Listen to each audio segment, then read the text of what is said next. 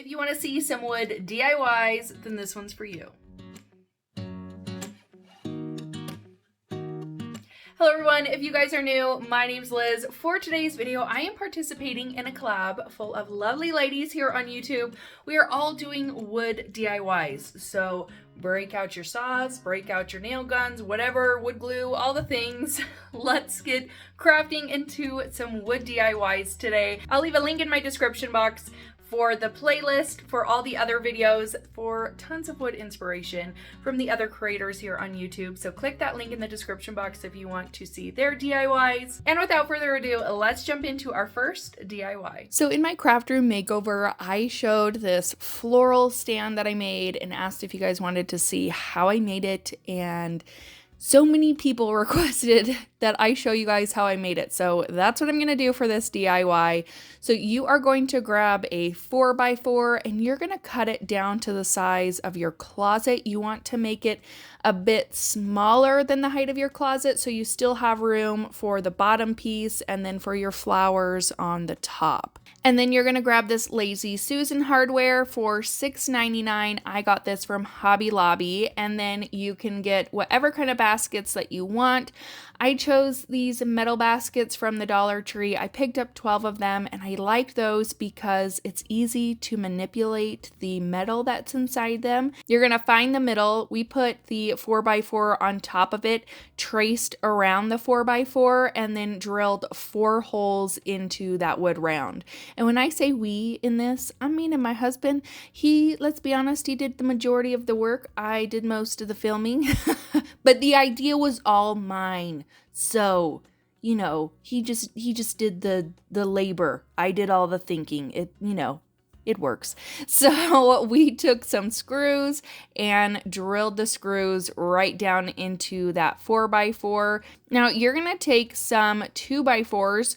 You are going to take one that is slightly longer than your 17-inch round, so maybe about 20 inches, and then you're going to cut 2 other pieces to go on either side. So what you're making is an X for your wood round to sit on top of. You're going to drill some pocket holes into the smaller 2x4 pieces so that you can screw those to the longer 2x4. And you're just going to do that right in the middle. Like I said, you're just going to make an X, so just make sure that you're screwing those right into the middle of that longer 2x4. Next, you're going to take your Lazy Susan hardware and you're just going to screw the bottom portion into that X. And it comes with some screws, but for this, we decided to use a little bit more hefty screws, some stronger screws, since this was going to hold such a large item. So we just screwed 4 screws into those 2x4s. Now you're going to want to center those 2x4s into the middle of your wood round, and then just using some screws, you're just going to screw the other side of the Lazy Susan hardware onto the bottom of the wood round. Next, you're going to add your baskets. We use some screws and some washers to keep those screws from falling out of the baskets. And we did 4 on the bottom, 4 at the top, and then 4 in the middle. So like I said, I like the wire baskets because they're easy to manipulate and I can get them to fit all around in a circle like this. So if I need to bend any of the sides, I can. And that's all you got to do. It's as simple as that. This whole project took us maybe 30 minutes, maybe not even 30 minutes. It was so quick and easy. And I love it. I have it sitting in my closet right now. I can add my florals to it. I went through and added as many florals as I thought, I'd be using right now, getting into the seasons that we're getting into. But I love having them out to where I can see them all and they're not in a huge bucket and I'm having to dig through all my florals to find something. So you could always paint this if you wanted. I didn't feel like I needed to paint it. You could, make it look as cute as you want it. You can jazz it up as much as you want, but this is how it turned out. I think that it's really fun and super functional for my space. For this DIY, I'm taking a 1x10. I cut it down to about 65 inches. If you don't have a saw, you could always ask the employees at Home Depot or Lowe's to cut it down for you. And then I took this Rust-Oleum Barrel Brown stain and I gave this just, one good coat of stain on the front and all the sides. I left the back because I may want to do a double sign in the future. So maybe something for Halloween or Thanksgiving or Christmas, and I can just flip it over instead of having to have a billion porch signs. So I wanted to utilize the back, so that's why I didn't end up staining the back, but I just went through and stained the entire thing. I waited for that to dry, and once it was dry, I'm going to take my Chalk Couture surface wax, because I am going to be using a Chalk Couture transfer for this, and I'm just going to go through and wax the entire thing. Now I do this to help with bleeding because it's wood and it's a porous surface. I want to make sure that my chalk paste doesn't bleed through the transfer, so I just go through and wax the entire thing, and I just kind of buff it in circular motions to get it all nice and smooth. Now this is the Harvest Signpost Transfer. I love this. I actually purchased this last year and really wanted to use it and ended up not being able to. We moved during that time and it was just total craziness at my house, so I never got the chance to use it. So I wanted to use it today, and I know that it's still July and summer, but you guys, I cannot wait for fall. So I had to throw a fall DIY in today's video. So I just cut all of those letters out and I'm just lining them up on my sign, just trying to make sure that they're all nice and straight and I don't have it, kind of curving one way. I tried my best to get it all nice and even, and I just butted each letter up to each other and kind of spaced it out that way. And then I also took that wheat transfer that comes with it and put that at the bottom. I'm just going to use my bright white chalk paste and use that on all the letters, and my husband was there helping me. Again, he washed all my transfers for me. He is such a good crafting assistant, always there to wash my transfers when I need him to. So I like putting my chalk paste on and then immediately taking my transfer off so that the chalk paste isn't drying to your transfer and then it's not transferring the way it should be. So I'll add my chalk paste and then remove my transfer, wash it, and then move on to my next one, or I should say my husband washed it so I could continue to do this, but I would wash it right after you use it so that the chalk paste isn't drying to your transfer and you can use it again. So I just go through all of my letters with this white paste, and then for the wheat, I use the Harvest paste that has the shimmer in it, which I think is so pretty, and I just went over that as well, remove the transfer, and you have an adorable Harvest sign. I love it. I wanted to jazz it up a little bit. You could definitely leave it like this if you wanted to, but I decided to add a couple things to it. So I'm going to make a bow, and I'm just going to use a bunch of different ribbon that I had in my stash with these fall colors that I absolutely loved. And then I grabbed some lace ribbon from the Dollar Tree. I cut 2 of those out. I grabbed this trim from Hobby Lobby. I cut 2 of those out, and then 2 of this burlap ribbon that I had as well. And then I'm just going to crisscross these all on top of each other, really just kind of wherever. This is a super messy bow, so you don't have to be perfect or precise. I add some twine around the middle and flip it onto its back and tie it in a double knot. And then for the middle, I wanted some raffia to be included with this bow, so I took the raffia, tied it around the middle, and then just wrapped it several times around so that you have a big chunky middle that is raffia, which I think is really pretty. So I just tied it in a double knot to finish off the bow. And then I'm also going to add some twine to the bottom of the sign, just kind of wrapped it around it several times in several different directions. And then I tied it in a knot on the back.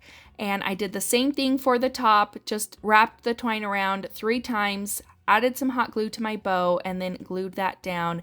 And that's it for this DIY. I love this. I love fall porches and pumpkins out and all the fall things on my front porch. Obviously, I just have the Harvest sign for now, but I cannot wait to finish decorating my porch for fall.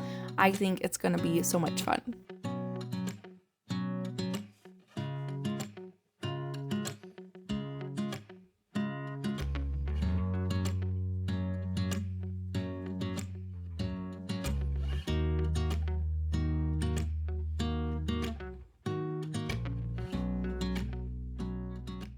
For this DIY, I wanted to show you that you don't always have to go to the hardware store and buy wood and cut it down. You could go to Goodwill and find wood pieces there. I found this bamboo wood there. And then at another thrift store, I found this wood candlestick holder, and I decided to put these together to make an even bigger candlestick holder, which I think turned out really cute. So this is super easy. All you're gonna do is paint it in the color of your choice. I decided to keep my neutral in white so that it would go with my decor all year long. I gave each piece one good coat of white Waverly chalk paint, and then I decided it was looking a little too plain, so I took some sandpaper and I went around both pieces and distressed them. I love the dimension that this gives a piece, and it takes something that is just flat and one color and gives it new life, and I just love the way that this turned out. So after you've distressed both of your pieces, all I'm going to do is add some wood glue super glue to the bottom of my bowl and the top of my candlestick and put them together. I let this dry completely overnight, and this fits my Bath & Body Works candles perfectly. I don't have to worry about them sliding off because the bowl has that edge on it, and I just think it's perfect. So this for only a couple dollars, no tools required, and this one turned out adorable.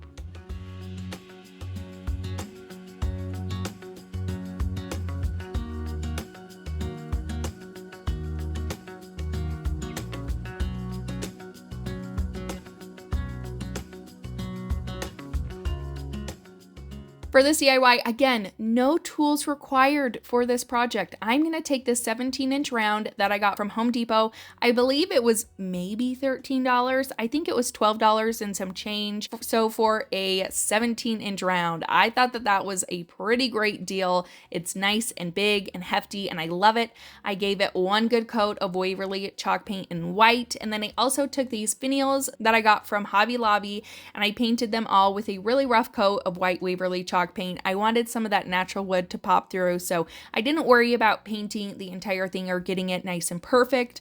Now I'm going to take my wood round out to my garage with my sander, and I'm going to distress this piece. I'm going to go all around all the edges, and I'm going to go in the middle, and I just kind of took my sander and angled it a little bit so that it had some marks all over the front, and I just did that until I felt like, you know, it looked distressed enough.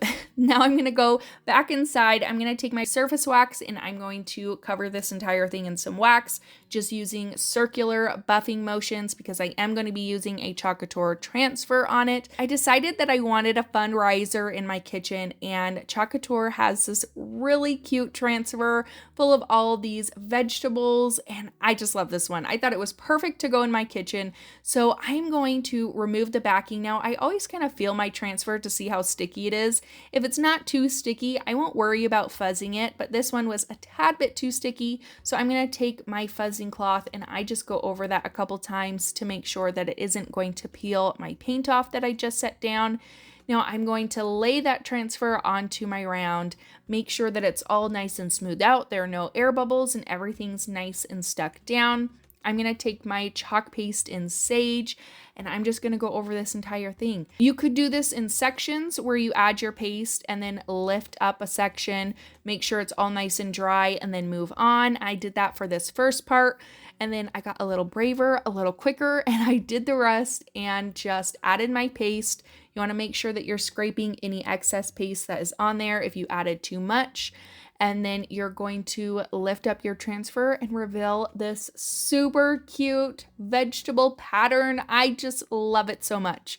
You can seal this with a clear sealant and then glue your finials to the bottom of your piece, making a riser out of it. And that's it for this one. This one turned out so cute. I think it's adorable sitting on my kitchen island. I just love it so much.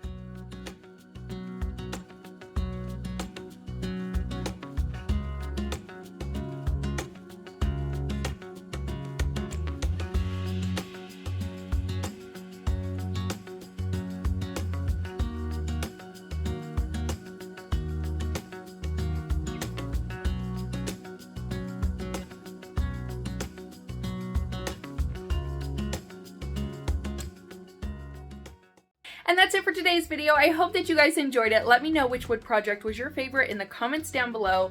Don't forget to subscribe before you guys leave. Hit that little bell so that you guys are notified every time that I upload a new video. Give this video a thumbs up if you enjoyed it, and I will see you in my next one. Bye!